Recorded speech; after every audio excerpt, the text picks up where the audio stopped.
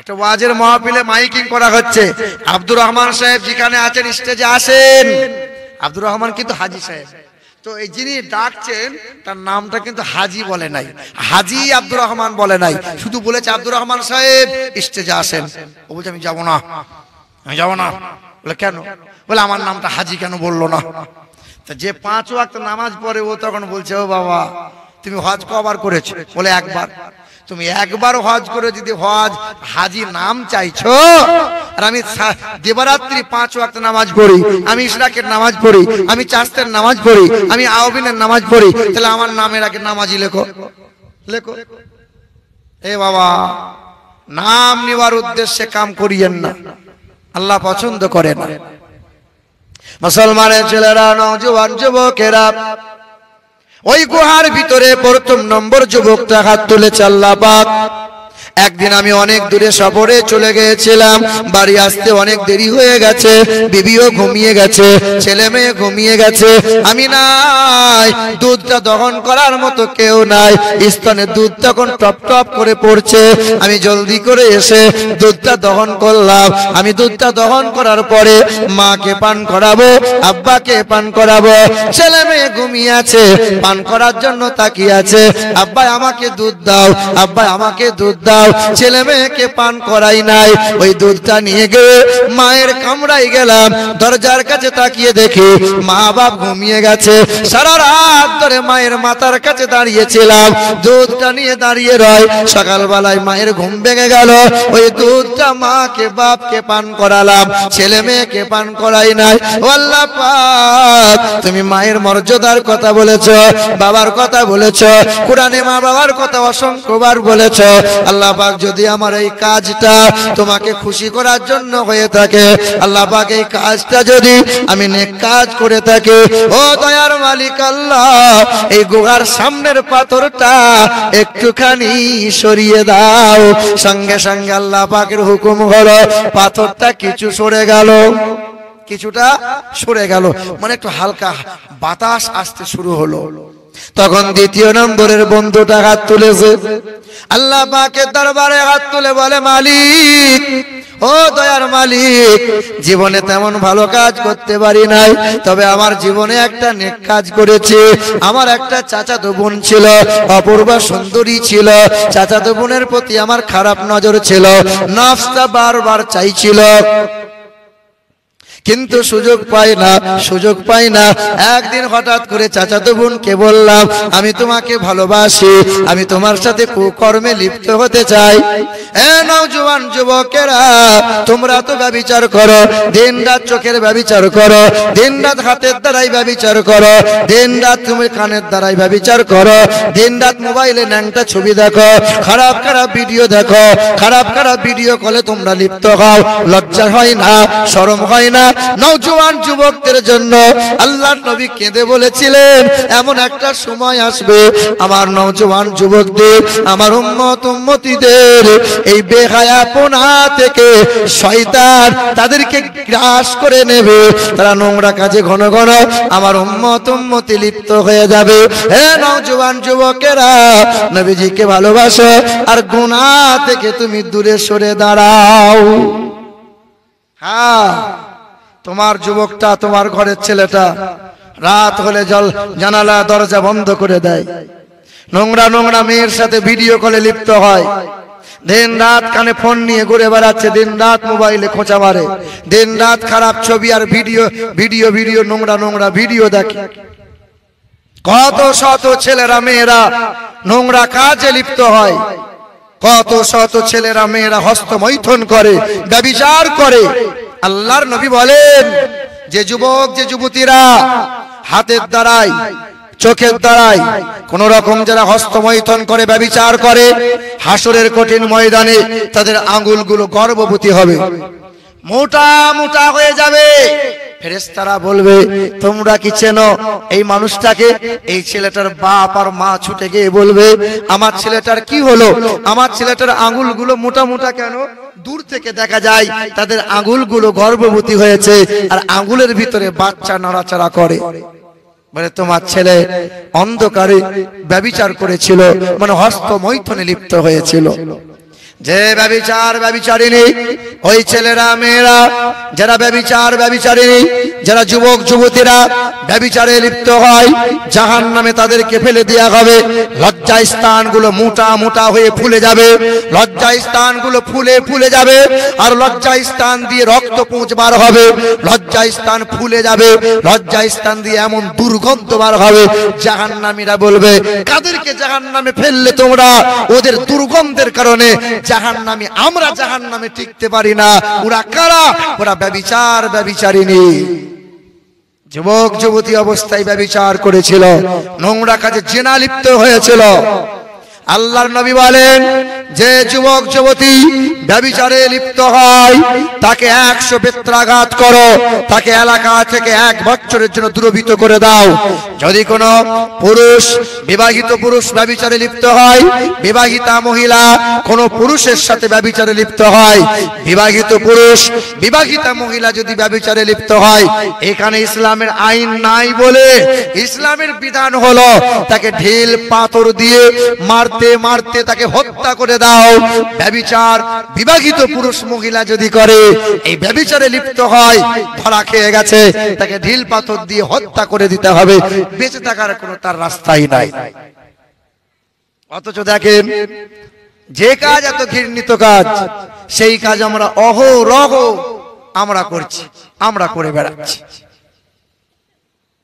মুসলমানের ছেলেরা, নওজোয়ান যুবকেরা, এ আমার আব্বা জান ভাই জানেরা, দ্বিতীয় নম্বরে ওই যুবকটা আল্লাহ পাকের দরবারে বলল, ও দয়ার মালিক আল্লাহ, আমার একটা চাচাতো বোন ছিল, অপূর্বা সুন্দরী ছিল, আমার নজরটা খারাপ ছিল, তার প্রতি নফসটা বারবার চাইছিল, তার সাথে কুকর্ম করার মনোভাব জেগে গেল, হঠাৎ করে তার সামনে প্রকাশ করে দিলাম।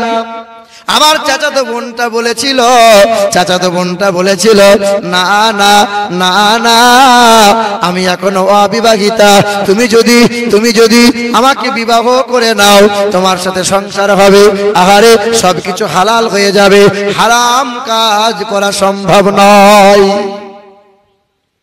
কয়েক মাস চলে গেল, ওই সময় খরা এসে গেল, শহরে অভাব এসে গেল, মানুষের খাওয়া পান করা তেমন আর মানুষ পায় না। আমার চাচাতো বোনটাও এই অভাবের মধ্যে পড়ে গেল। হঠাৎ করে দেখি আমার দরজার সামনে চাচাতো বোনটা দাঁড়িয়ে গেল। কি ব্যাপার? বলে ভাই কিছু চাই। বলে আমি অর্থ দেবো, আমি তোমাকে খাবার দেবো, আমি যে তোমার সাথে অবৈধ কুকর্ম করার জন্য বলেছিলাম, তুমি রাজি আছো না নাই বলো। ওই আল্লাহর বান্দাটা বলেন আমার চাচাতো বোনটা রাজি হয়ে গেল। তারপরে আমার চাচাতো বোনটা বলল, এ আমার ভাই, তুমি তো আল্লাহর বান্দা, মানুষ যদি কোনো নেক কাজ করে, মানুষ যখন নেক কাজ করার নিয়ত করে, আল্লাহ পাক সওয়াব তার আমলনামায় শুরু করে দেয়, লিপিবদ্ধ করে দেয়। আর মানুষ যদি কোনো গুনাহের দিকে আগিয়ে যায়, গুনাহটা করে নাই, ওই মানুষটা শুধু গুনাহ থেকে যদি ফিরে আসে যায়, আল্লাহ পাক রব্বুল আলামিন 40 জন মুমিন মুসলমানের দুয়ার চাইতে, 40 জন আল্লাহর বান্দার নামাজের চাইতে, আল্লাহর একজন বান্দা যদি গুনাহ থেকে নিজেকে ফিরিয়ে নিয়ে আসতে পারে, আল্লাহ পাক এই বান্দাকে সবচেয়ে বেশি পছন্দ করে। তখন এই যুবকটা বলছে, আমার মনে একটা অনুশোচনা জাগলো, আমার মনে চিন্তা উদয় হলো। আমি তখন ওই নোংরাম কাজ থেকে নিজেকে দূরে সরিয়ে নিলাম, আমার নফসকে দমন করলাম না, আমি নফসের সাথে যুদ্ধ করলাম। আমি বললাম না, আমি ধৈর্যশীল হলাম। আমি আমার বোন, চাচাতো বোনকে বললাম, তোমায় খাবার নাও, তুমি অর্থ নাও, তোমাকে কোনো কিছু ফেরত দেওয়া লাগবে না, আমি গুনাহের কাজ করব না। আল্লাহ পাক, আমি যে গুনাহের কাজ করি নাই, আমি যে গুনাহ থেকে নিজেকে দূরে সরিয়ে নিয়েছি, এই কাজটা তোমার দরবারে যদি কবুল মঞ্জুর হয়ে থাকে, আল্লাহ পাক দয়া করে গুহার সামনে থেকে পাথরখানা সরিয়ে দাও। আবার কিছুটা পাথর সরে গেল, কিন্তু বার হওয়া যায় না, বার হওয়া যায় না। 3 নম্বর আল্লাহর বন্ধুটা তিন নম্বরে আল্লাহ পাকের ওই বান্দাটা আল্লাহ পাকের দরবারে হাতটা তুলে বললেন, ও দয়ার মালিক আল্লাহ, আল্লাহ পাক একজন আল্লাহর বান্দা গরিব মানুষ আমার কাছে কাজ করেছিল, কাজ হয়ে গেল, পারিশ্রমিকটা না নিয়ে ওই মানুষটা চলে গেল। ওই মানুষটা বেশ কিছুদিন পর আমার কাছে ফিরে এলো, আমাকে বলল আমার মজুরিটা দেন, আমি যে কাজ করেছিলাম।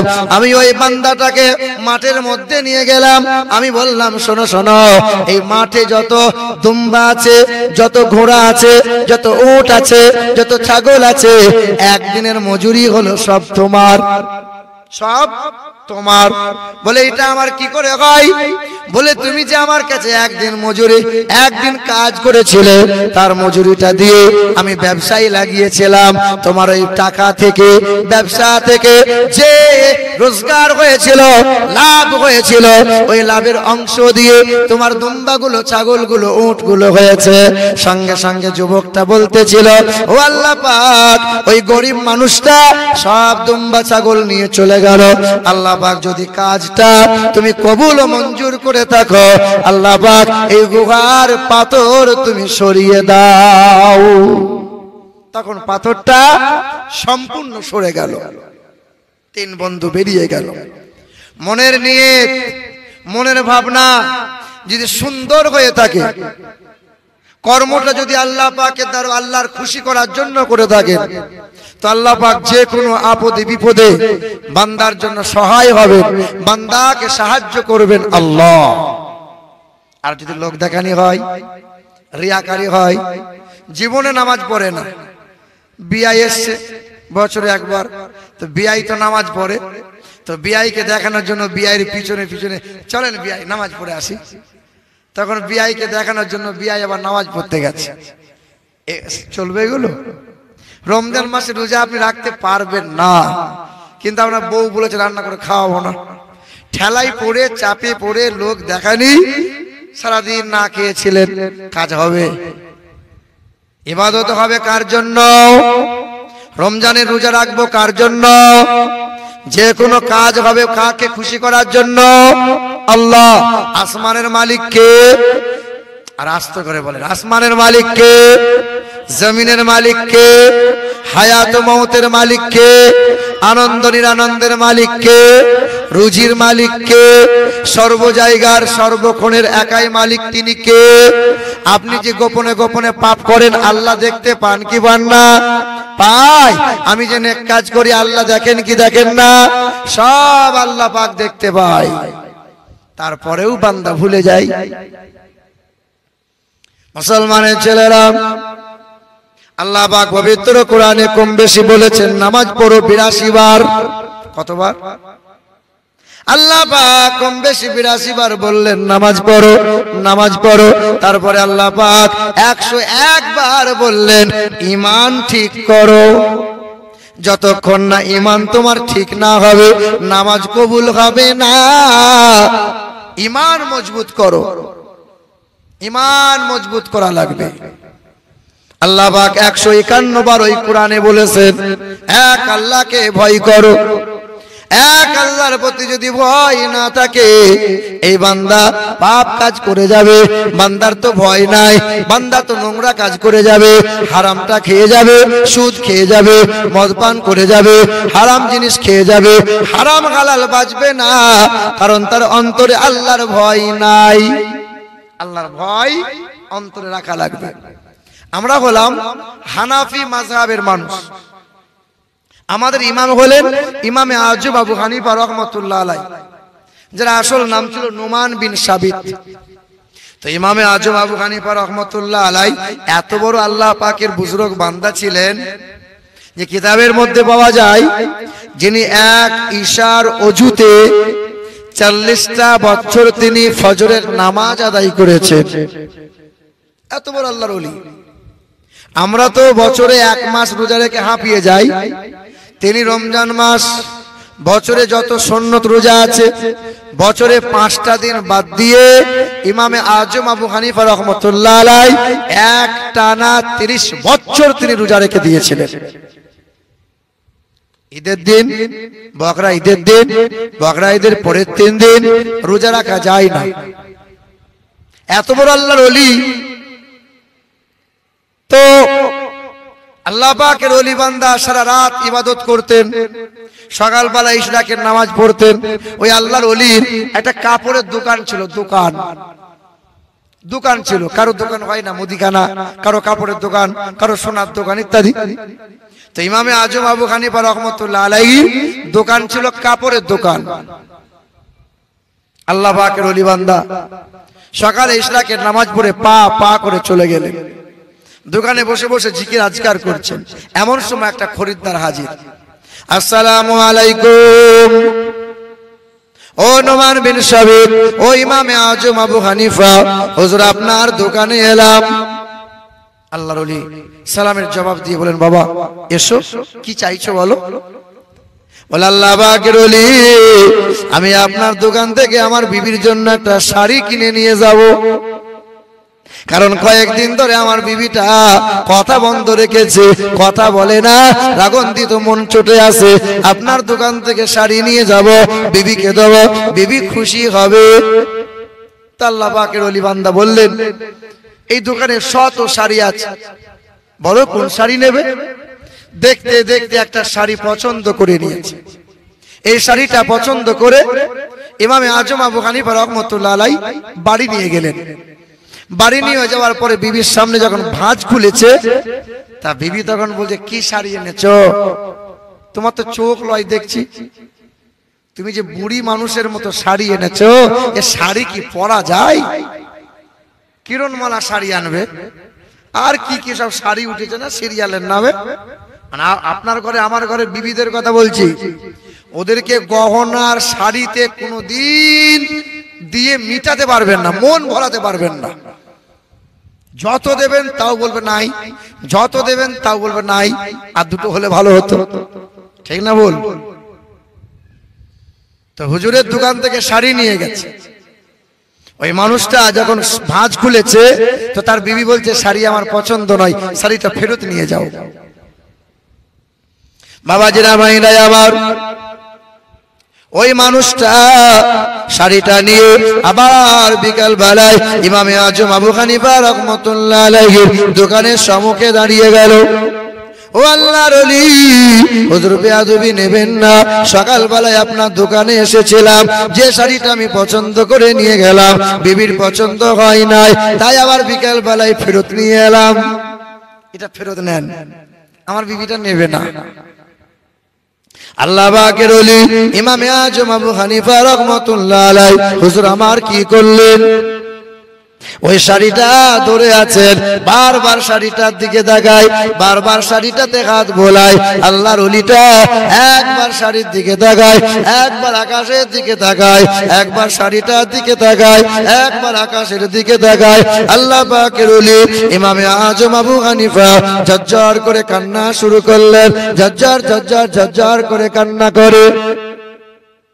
এই মানুষটা বলে, হুজুর আপনি কি আমার ব্যবহারে কষ্ট পেলেন? আপনি কেন কাঁদছেন? দয়া করে আপনি কাঁদবেন না। আল্লাহর ওলি কান্না করে যায়, আল্লাহর ওলি কান্না করে যায়, কান্না থামে না। হুজুর আমি শাড়িটা ফেরত দিলাম বলে অপমানিত হলেন, হুজুর বেয়াদবি নেবেন না। না না হুজুর আপনি কষ্ট দয়া করে নিয়েন না। হুজুর আপনি কাঁদছেন কেন? ইমামে আজম আবু হানিফা রাহমাতুল্লাহ আলাইহি বলেছিলেন, ও বাবা খরিদ্দার, সকাল বেলায় নিয়ে এসেছিলে বাবা, বিকাল বেলায়, সকাল বেলায় শাড়িটা নিয়ে যাওয়ার পরে বিকাল বেলায় ফেরত নিয়ে এলে। খুব সহজ ব্যাপার, আমি আল্লাহ পাকের পছন্দ মতো ইবাদত করতে চেয়েছি, নামাজ পড়েছি অনেক, রোজা রেখেছি অনেক, দান খায়রাত করেছি অনেক। আল্লাহ পাকের সম্মুখে যখন কাঠগড়ায় দাঁড়াইয়ে সব হিসেব দিবা লাগবে, তোমার বিবির মতো যদি আল্লাহ পাক সওয়াল করে দেয়, ও ইমামে আজম তুমি যে রমজানের রোজাগুলো রেখেছিলে আমি আল্লাহ পাকের দরবারে পছন্দ হয় নাই, তুমি যে দাঁড়িয়ে দাঁড়িয়ে নামাজ আদায় করেছো, সারা রাত ধরে তাহাজ্জুদের নামাজ পড়েছো, নফল ইবাদত করেছো, ইশরাকের নামাজ পড়েছো, চাষের নামাজ পড়েছো, আওয়াবিনের নামাজ পড়েছো, শুকরানার নামাজ পড়েছো, ও আল্লাহ আল্লাহর বান্দা ইমাম আজম আবু হানিফা, তোমার নামাজগুলো আল্লাহর দরবারে পছন্দ হয় না। তুমি এক পা খাড়া করে এক পা জমিনে ঠেকিয়ে তুমি যে কোরআন তেলাওয়াত করেছো, আমি আল্লাহ পাকের দরবারে পছন্দ হয় না। তোমার বিবির মতো যদি আমাকে ফেরত পাঠিয়ে দেয়, তুমি তো বিবির জন্য আবার অন্য একটা শাড়ি পছন্দ করে নিয়ে যাবার সুযোগ পাবে। আল্লাহ পাক যদি আমাকে ফেরত পাঠিয়ে দেয়, আল্লাহর জন্য আবার কেমনে ইবাদত করে নিয়ে যাব। তাই আমার শাড়িটা ফেরত দেওয়ার কারণে বড় ভয় উদয় হয়ে গেল, বড় চিন্তা, বড় ভয়, কি জবাব দেব? এ বাবাজিরা আমার, আপনার মনে ভয় আছে? আপনার মনে ভয় আছে? টাকা হয়েছে, কিছু মানুষ বলছে আমি সফলতা পেয়ে গেছি, অনেক টাকা আমার। কিছু মানুষ ভাবছে অনেক বড় বিল্ডিং করেছি, আমার সফলতা হয়ে গেছে। কিছু মানুষ ভাবছে আমি অনেক দিন বাঁচলাম, মানে আমি সফলতা পেয়ে গেলাম। কিছু মানুষ ভাবে আমি অনেক সুন্দর দেখতে, আমি সফলতা পেয়ে গেলাম। না, ভুল ধারণা। ক টাকার মালিক তুমি? ফিরাউন অনেক টাকার মালিক ছিল। সাদ্দাদের সম্পদ ঘোড়ায় করে চাবি বইতে হতো। নমরুদ বহু টাকার মালিক ছিল, কারণ অনেক ধনী ছিল। সব চলে গেছে, সব চলে গেছে। দুদিনকার ভাড়া বাড়িতে বাস করি, আর বাড়ির মায়া, ছেলে মেয়ের মায়া, মায়াতে পড়ে আল্লাহকে ভুলে যাই, নবীর তরিকা আমরা ত্যাগ করে দিই।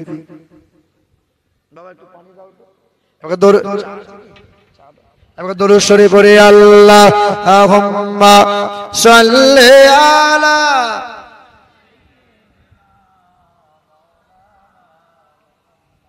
ওয়া আলা আলিহি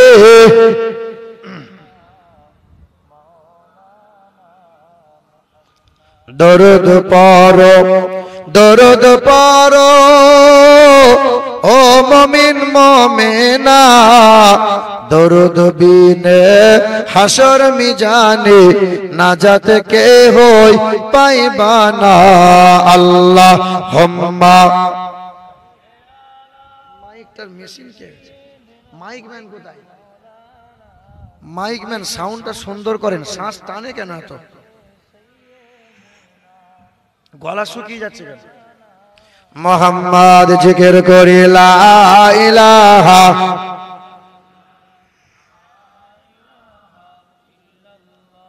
লা ইলাহা ইল্লাল্লাহু মুহাম্মাদুর রাসূলুল্লাহ।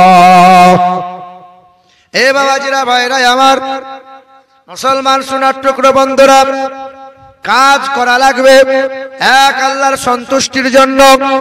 যে কোনো জায়গায় পা বাড়াবেন, আল্লাহকে স্মরণ করবেন, আল্লাহকে ভয় করবেন। আল্লাহর ভয় হৃদয়ে থাকলে ঈমান আপনার বেঁচে যাবে। নামাজ, ঈমান বেঁচে গেলে নামাজ আল্লাহর দরবারে কবুল হয়ে যাবে। আর ঈমানের যদি ঘাটতি হয়ে যায়, আল্লাহর দরবারে জিকির আজকার বলো, তাসবিহ তাহলিল বলো, নামাজ বলো, রোজা বলো, কোনো কিছুই কবুল হবে না, কোনো কিচ্ছু কবুল হবে না। এখন তো মানুষের ঈমান কচুর পাতায় টলমল টলমল করে। ইসলামের সবচেয়ে ক্ষতি করেছে ইসরায়েলরা না, ইসলামের সবচেয়ে ক্ষতি খ্রিস্টানরা করে নাই, ইসলামের সবচেয়ে ক্ষতি নাসারারা করে নাই, ইসলামের সবচেয়ে ক্ষতি হিন্দুরা করে নাই। ইসলামের সবচেয়ে ক্ষতি করছে যারা, একদল মুনাফিক, নামদারি, দাড়িওয়ালা, টুপিওয়ালা মুনাফিক মুসলমান। তারা দিন প্রচার করে, ধর্ম প্রচার করে, ইসলামটাকে নিয়ে ছেলে খেলামো করে। এখন তারা বলে বেড়াচ্ছে হাত তুলে দোয়া করা যাবে না। এখন তারা বলছে নাবির কাছে হাত বাঁধা যাবে না। এখন তারা বলে বেড়াচ্ছে মাজারগুলো মানা যাবে না, পীর ধরা যাবে না, পীরকে মানা যাবে না। এখন তারা ইসলাম নিয়ে গোটা বিশ্বের জমিনে যখন সবাই ইসলামের ক্ষতি করতে চায়, একদল আহলে হাদিস মার্কা এই মুনাফিকগুলো ইসলামের ভিতরে বিষ ঢুকিয়ে এই মুসলমানের ভিতরে বিভ্রান্ত সৃষ্টি করে দেয়। করছে কি করছে না বাবা? আর আমাদের ঘরে কিছু ছেলে আছে সোশ্যাল মিডিয়াতে যারা ওয়াজ নসিহত শুনছে, ভেতরে ভেতরে আহলে হাদিসের ওয়াজ শুনে ঈমান গুলোকে শেষ করে ফেলছে। ঈমান আগে ঠিক করো। 82 বার নামাজ পড়তে বলার আগে কোরআনে 101 বার আল্লাহ বলেছেন ঈমান ঠিক করো। ঈমান তোমার যদি মজবুত না হয় আল্লাহর দরবারে কবুল হবে না। ওয়াইজা কিলা লাকুম আমিনু কামা আমানান নাস, ঈমান আনো তো তাহাদের মতো ঈমান আনো। সুমাইয়া রাদিয়াল্লাহু তাআলা আনহা ইসলামের জন্য সর্বপ্রথমে ওই মহিলা নিজের জীবন দিয়েছিলেন, সুমাইয়া। আল্লাহ রাসূল সাল্লাল্লাহু আলাইহি ওয়াসাল্লাম মক্কার জমিনে যখন কালেমার বাণী প্রচার করছিলেন, ঠিক ওই সময় আম্মার রাদিয়াল্লাহু তাআলা আনহু সুমাইয়ার ছেলে, আর হযরতে সুমাইয়া বলে ওই মহিলাকে বেঈমানরা বেঁধে নিল। বেঈমানরা মারতে মারতে খেজুর গাছে বেঁধে দেওয়ার পরে সুমাইয়াকে বলেছিল, আম্মারকে বলেছিল, ছেলের সামনে মা, মায়ের সামনে ছেলে, সামনাসামনি বাঁধা হয়েছিল। আম্মারকে বলেছিল কালেমা ত্যাগ করে দাও, নবী নবী করা বন্ধ করে দাও, আমাদের ধর্ম ঠাকুর মূর্তি পূজা শুরু করে দাও। সেদিন মা বলেছিল, আম্মার তোকে আমি 9 মাস পেটে ধরেছি, আম্মার 2 বছর দুধ পান করিয়েছে, 5 বছর তেল কাজল দিয়ে বড় করে তুলেছে, কোনদিন শরীরে 1 বিন্দু রক্ত থাকতে ঈমান যেন কখনো ছেড়ে দিও না, নবীকে যেন ভুলে যেও না, জান দিও কিন্তু ঈমান দিয়ে দিও না।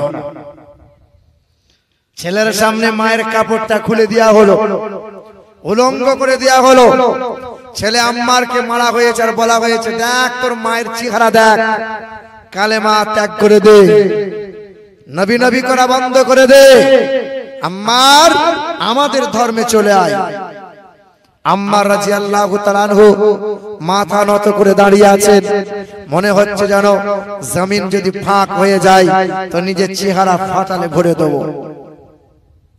মা সুমাইয়াকে বলেছিল, সুমাইয়া কালেমা ত্যাগ করে দে। মা সুমাইয়া বলেছিল, না, ঈমান আমার হৃদয় থেকে সরাতে পারবে না। সেদিন মা সুমাইয়া রাদিয়াল্লাহু তাআলা আনহাকে বেঈমানরা কি করলো, জমিনে শুইয়ে দিল, ডান পাটা রশি করে বেঁধে একটা ঘোড়ার পিঠে বেঁধে দেওয়া হলো, বাম পাটা রশি করে একটা ঘোড়ার পিঠে বেঁধে দেওয়া হলো। বেঈমান উতবা সাইবা বড় বড় নেতা মাতব্বররা বেঈমানরা বড় একটা বর্ষা নিয়ে এসেছে, দুদিকের পা দুদিকে টান দিয়া আছে। এমন সময় লজ্জা স্থানে বর্ষা ভরে দিয়েছিল, এই বর্ষা নারী মুড়ি রক্ত মাংস বর্ষার মাথায় লেগে বেরিয়ে এসেছিল, এই দেহের রক্তটা বেরিয়ে এসেছে। তখন সুমাইয়া বলেছিল, আলহামদুলিল্লাহ, আল্লাহ তোমার দিদারের জন্য আমি এগিয়ে যাচ্ছি, আমার বুকে আছে নবীর ভালোবাসা। জীবনে 1 বিন্দু রক্ত থাকতে কোনদিন পা যখন বেঈমানদের দিকে বাড়াই নাই, আগামীতেও বাড়াবো না ইনশাআল্লাহ।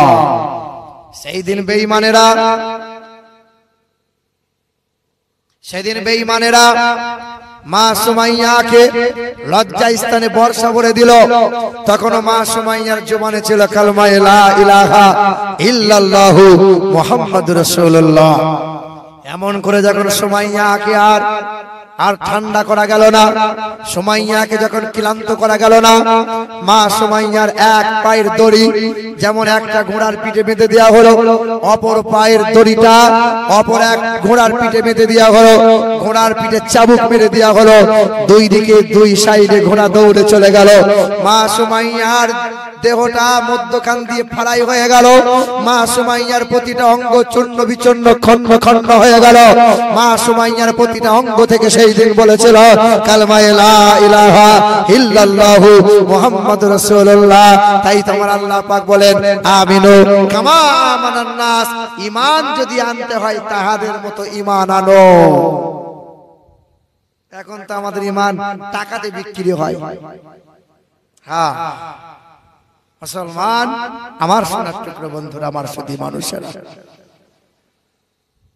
আমার বাবাজিরা, ভাইরা আমার, ও আমার মায়েরা, আবার মনেরা, খুব মনোযোগ সহকারে শুনে আল্লাহ পাক হাবিবের উপরে কোরআনটা নাজিল করলেন। ওই কোরআনে 82 বার নামাজ পড়তে বলার আগে 101 বার বললেন, হে আমার বান্দা বান্দিরা, ঈমানকে মজবুত করে নাও। আমি আল্লাহ পাক বলেছি নামাজ পড়ো, তোমরা নামাজ আদায় করে নাও, হারাম বন্ধ করে দাও, হালালকে গ্রহণ করে নাও। হে মুসলমানের ছেলেরা, আজ পর্যন্ত কে জানে না সুদ খাওয়া যায় না, মদ খাওয়া যায় না, হারাম খাওয়া যায় না, বেনামাজি হলে চলবে না। সবাই আমরা জানি মুসলমানের নামাজ পড়তে হয়, সবাই আমরা জানি সুদ খাওয়া বন্ধ রাখতে হয়, সুদ খাওয়া হলো হারাম। তারপরেও অহরহ বালিপুরের মাটিতে কত মানুষ সুদের কারবার করে, কত মানুষের বাড়ির মহিলারা বেহায়ার মতো রাস্তাঘাটে চলাফেরা করে, ইসলামের কালচার মানে না। বড় বড় হুজুর নিয়ে গ্রামে বড় বড় ওয়াজের মাহফিল হয় না। আমার ছেলেরা, বোনেরা, ও আমার ভাইরা, তাই কবি সুন্দর করে জানিয়ে দেয়, শুধু ঘুষ হারাম সেটা, শুধু ঘুষ হারাম সেটা নতুন করে বলবো কেন? শুধু ঘুষ হালাল তো নয়, ভালো করে তুমিও জানো। শুধু ঘুষ হারাম সেটা নতুন করে বলবো কেন? শুধু ঘুষ হালাল তো নয়, ভালো করে তুমিও জানো। সুদের টাকায় করছো তুমি, সুদের টাকায় করছো গাড়ি, করছো বাড়ি, কি জবাব দেবে সেদিন যাবে যেদিন কবর বাড়ি? কি জবাব দেবে? কবর বাড়িতে যখন যাবে কি হিসাব দেবে তুমি? থাকতে সময় হও হুঁশিয়ার, থাকতে সময় হও হুঁশিয়ার, রবের হুকুম তুমিও মানো। শুধু ঘুষ হালাল তো নয়, ভালো করে তুমিও জানো। আজান হলে তুমি, আজান হলে নামাজ ফরজ সেটা নতুন করে বলবো কেন? নামাজ দিনের খুঁটি, ভালো করে তুমিও জানো। আজান হলে তুমি চায়ের ঘরে থাকো বসে, কি জবাব দেবে সেদিন যাবে যেদিন কবর দেশে? না পড়িলে নামাজ কালাম, না পড়িলে নামাজ কালাম, শাস্তি কঠিন তুমিও মানো। শুধু ঘুষ হালাল তো নয়, ভালো করে তুমিও জানো।